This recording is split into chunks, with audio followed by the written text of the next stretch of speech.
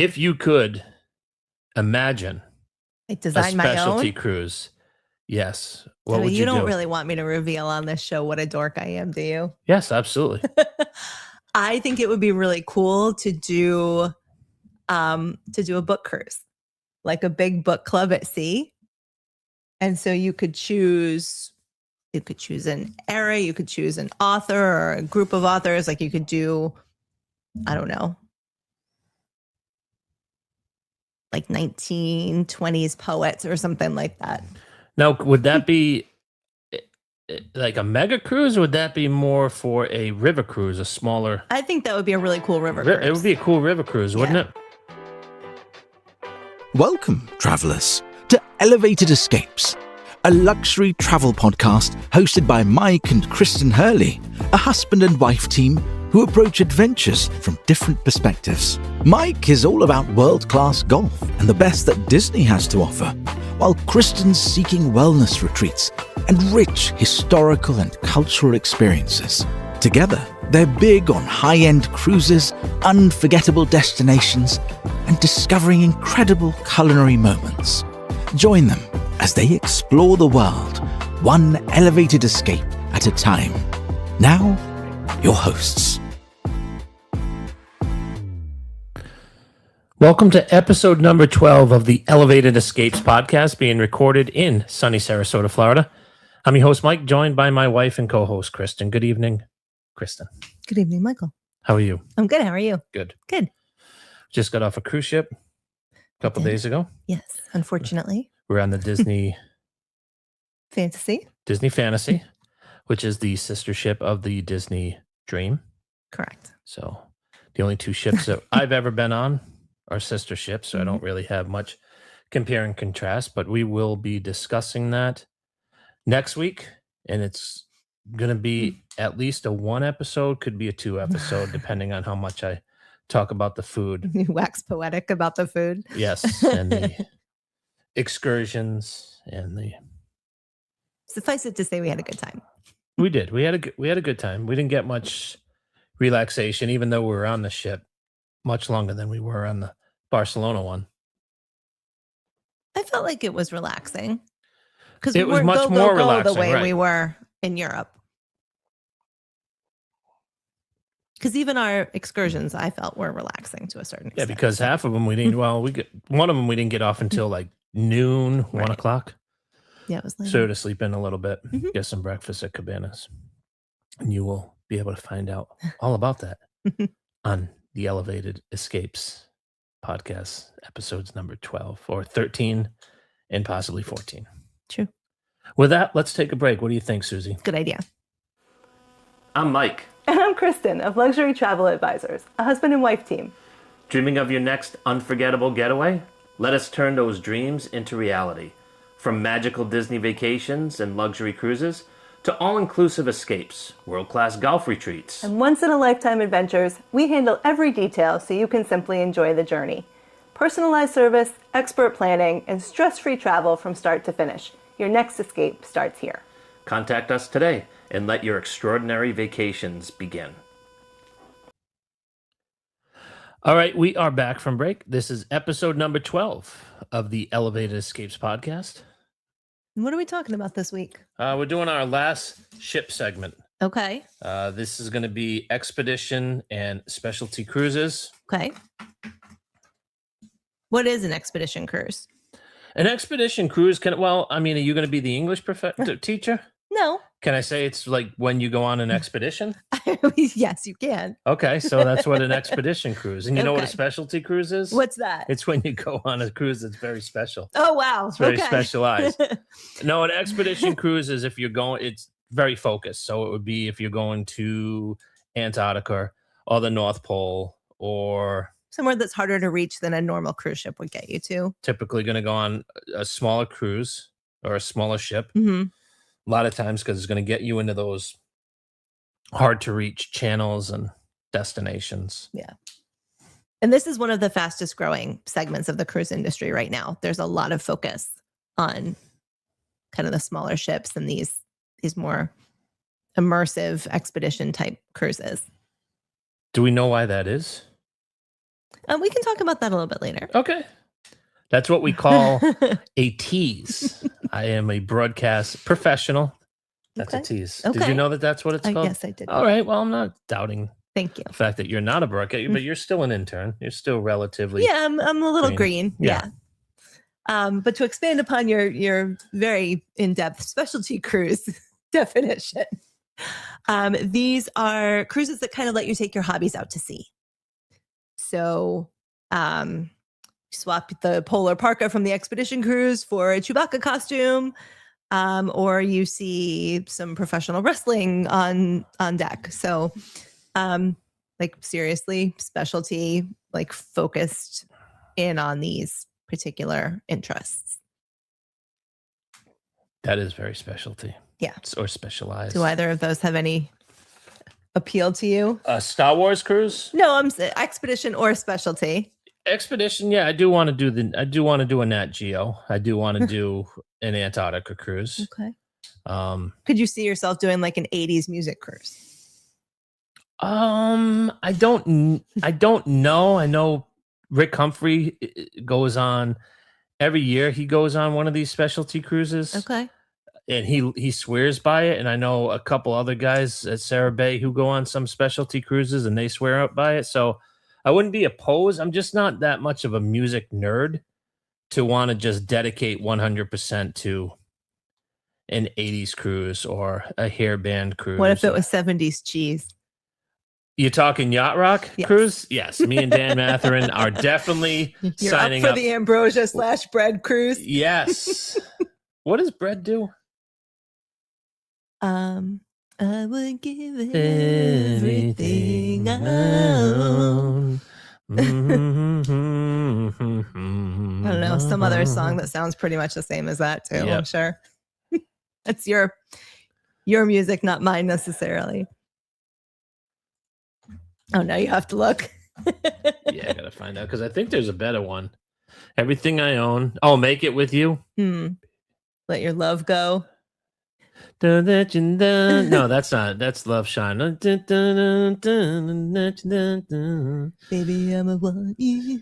Baby, I'ma need you. Yeah, okay. Anyway, this is not a singing show. Okay, we'll move on. So some of the lines on the expedition side are, interestingly enough, have some crossover with the luxury cruises that we talked about previously. Silver Sea, it's kind of luxury meets grit. So you get white glove service in the middle of nowhere, which is an interesting prospect. So you get a butler in your suite and you get this phenomenal dining experience, but then you hop into a Zodiac and you go see the blue-footed boobies in the Galapagos, or you're seeing the penguins in Antarctica. So that's an interesting crossover. Yeah. One of the lines I'm not familiar with, but apparently is very highly regarded in this space, is called Ponant. It's a French line. So again, elegant, high-end food, but very serious about the maritime aspect of cruising. They have an icebreaker ship that's powered by liquefied natural gas. So, kind of on the green side, it doesn't just look at the ice, it cuts through it. So you can get to places like the geographic North Pole and deep into the Antarctic pack ice. So yeah, it's, again, not a line that I'm really familiar with, but it looks really great. They've got a cool itinerary on the St. Lawrence River in Canada. They've got one in Greenland. So really different things if that's what you're into. Now, Greenland's kind of on your list, isn't it? Or is it more New Brunswick? Iceland's on my list. Iceland. Greenland, I don't really know enough about it to know whether I'm interested or not.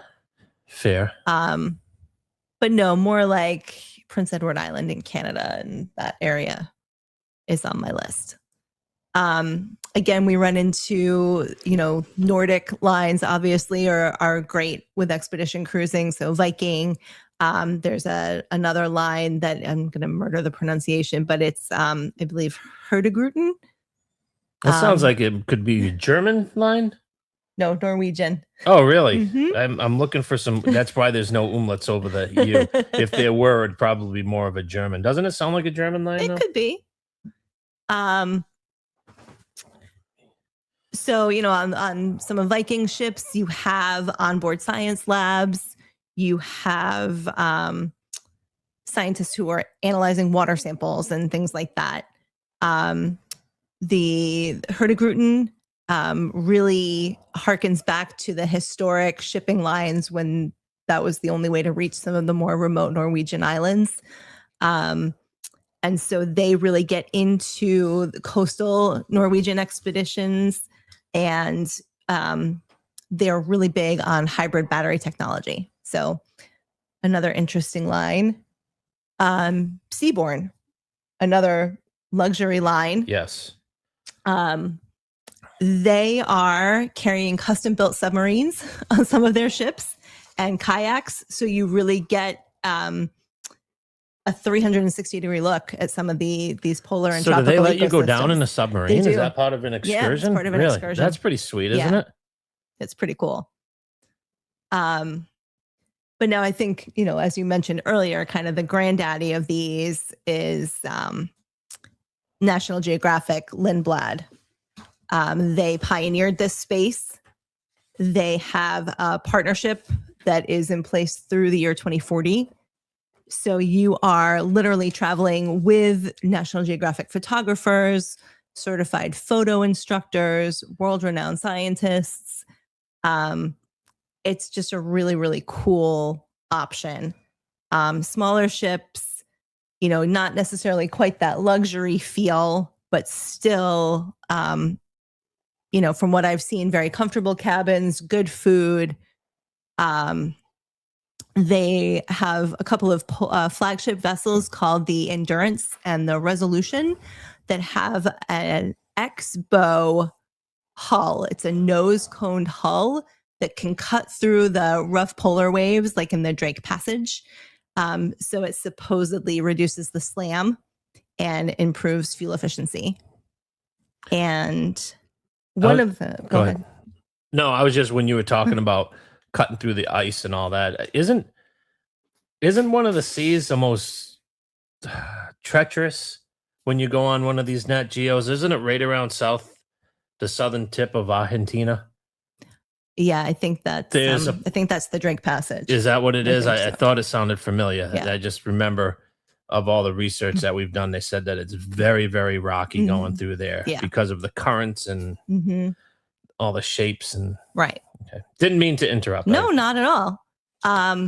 One of the cool things I think about this partnership is that they actually are actively funding the preservation of these natural wonders that they're visiting. So there is a joint global fund between guests and the cruise line that's raised over $20 million for local conservation, education, and research projects in the regions that they visit. So it's impressive. Yeah. I mean, you go to visit these places, but you want to make sure that other people can go to visit these places in the future. You leave it better than exactly. You leave it behind better than what you found. Right. And so, they're known for Alaska cruising, Baja California, the North and South Poles, but they are expanding very heavily, and they're moving into European river cruising with their new river ship Connect, which is bringing a deep dive expedition mindset to places like the Rhine and the Danube. So excited to see what that looks like. It's interesting that they do the Baja. Yeah. Because Cabo San Lucas has been on your list. I don't know. Notice if our co-host here, Rhodey's been trying to get really your just attention. Kind of see his you can see him. For those of you watching along on YouTube, yeah, Rhodey's he's not having it. He went for Susie, and Susie's too busy. He came over for me. I gave him some love, and now he's right in the middle. So you want to talk a little bit more about the specialty cruise stuff? Yeah, I mean, I don't know if the specialty is for me. I mean, it's deeply immersive. I'm kind of a fly by the seat of your pants person. Rhodey's farting around now with the printer. It just turned off, and oh, jeez, this is going to be a long This is going to be a long night. Now what I've read about it is just it's for nerds, because they talk about people being introverted, and a cruise line might not be necessarily popular for them because they might have to get on board. They might have to do the rotational dining with 6 strangers that they don't know. But this is just a complete geek fest. So if you're a Rick Humphrey and you're going to listen to 70s rock and roll, you're going to have thousands of people who are into 70s rock and roll. If you're a Trekkie or a Star Wars nerd, you're going to find people of similar interests, obviously. Right. Now, one of the ones that I found intriguing is the Comic-Con. I don't know. Have you ever been to a Comic-Con, Susie? I have not. Neither have I. Why would you ask me that? Do I look like somebody who would go to Comic-Con? You look like the person who hung out with people who went to Comic-Con. Okay. That's fair. The people who wear like I've always said, the wallets with the chains. That's fair. And the black leather jackets when it's 95 degrees out. Yeah, those people are too cool to go to Comic-Con. Again, I'm not stereotyping. You are. Okay. A little bit. Okay. But yes, you were more apt to hanging out with people who go to Comic-Con than me. With that being said, I think I know for sure I was in San Diego during a Comic-Con. Yeah. And these people take over the whole city. Did they have one when we were there for a honeymoon? Or was it not? It was probably just me. I think maybe because I think we saw some people, yeah. And I used to collect comic books when I was a kid. Actually, I have a big collection in our garage, so I like comic books. But you don't want to dress up like Batman. I don't. That's just not my thing, and there's nothing against it. And I wish I was passionate about something where I did want to go to San Diego to. Yeah. But the thing that's really interesting about these cruises is that they sell out. They sell out fast, instantly, of course. And they have some of the highest repeat passenger rates in the entire industry.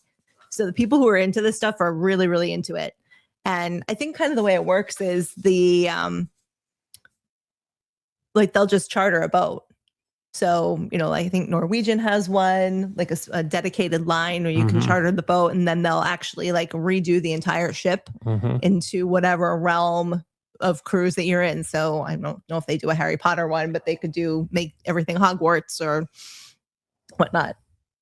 So it's kind of a cool option if that's what you're into. Now, speaking of catering, or what was the word that you used for chartering a boat, wouldn't it make sense for Disney in Star Wars to do one of these? It would. I mean, Disney bought Lucasfilms years ago. I think that would only make sense because Disney owns the IP of Star Wars, that it would make sense for them to charter a Star Wars cruise. Yeah. Just something to think about. Right. If any of the Disney executives are listening to the Elevated Escapes podcast. Yeah. So you asked earlier about why this segment is growing so quickly. And one of the reasons is that a lot of the younger travelers are really into sustainability. So they like the idea of green travel. They like the idea of kind of going beyond the traditional cruise ports of, the Mediterranean and the Caribbean. Now you're seeing these parts of the world that, for a lot of people, you only saw in National Geographic for a long time. And, now with some more of the documentaries that are being made, it's a little more prevalent. But I mean, I remember growing up, you're like, oh, I'm never going to be able to go to Africa. Yeah, it's obtainable now. Right. Exactly. I mean, it's still, it's obtainable for a certain group. Right. But it is something you can save for. We've looked at prices. It's not crazy. If you're 20-something and you're just starting off, obviously it's difficult. But like you said, when we were kids, we always watched this up close and personal with the photographers. And you're like, I'm never going to get that close to a penguin on an iceberg or. Yeah. But these expedition lines are really kind of a test bed for the sustainable technology, green methanol, hybrid electric propulsion, hull cleaning robotics to reduce drag and save on fuel. And Penang is designing a zero-emission wind solar ship for 2030. So really cool options out there. And,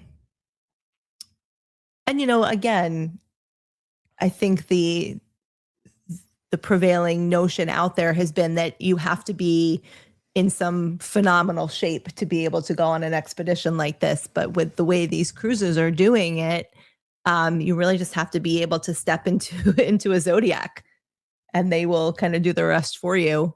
I know some of the lines actually provide the windbreakers for you and boots and like all the cold weather gear you might need. Yeah, Nat Geo, they said basically just show up in sand flip-flops and shorts. Not to that extent, but they said that they're going to provide pretty much everything for you when you get off the ship for the expeditions. Yeah. And the other thing is, with regard to expense, yes, the upfront costs are high. I mean, the time and the crew and the fuel it takes to get to these places is more expensive than, what it takes to get from Miami down to the Bahamas. But they are almost entirely all inclusive. So when you look at the price, that's typically the price. So you're not going to get on board and be, upsold a drink package or a photo package or whatever. I mean, this is what you see is what you get for the most part. And it's important. I mean, everybody's going to want the photo package.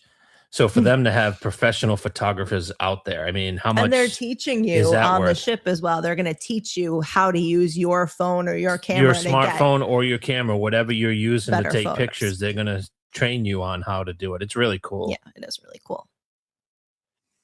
Now, one of the other ones that I was looking at is sports teams.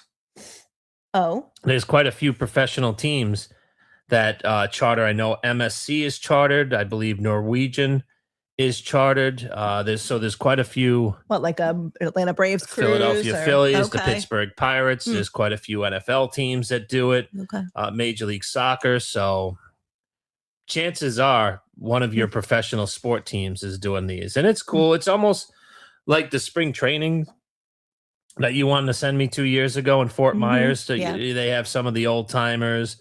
They do trivia. They do all sorts of things. So if you're a big sports nerd, that is definitely something that you might want to look into as well. Yeah, it's pretty cool. Now, is there any specialty cruises you are interested in? Or if you could, how about this? If you could imagine design a specialty my own cruise, yes. What would you do? You don't really want me to reveal on this show what a dork I am, do you? Yes, absolutely. I think it would be really cool to do a book cruise, like a big book club at sea. And so you could choose an era, you could choose an author or a group of authors. Like you could do, I don't know, like 1920s poets or something like that. Now, would that be like a mega cruise, or would that be more for a river cruise, a smaller? I think that would be a really cool river cruise. It would be a cool river cruise, wouldn't it?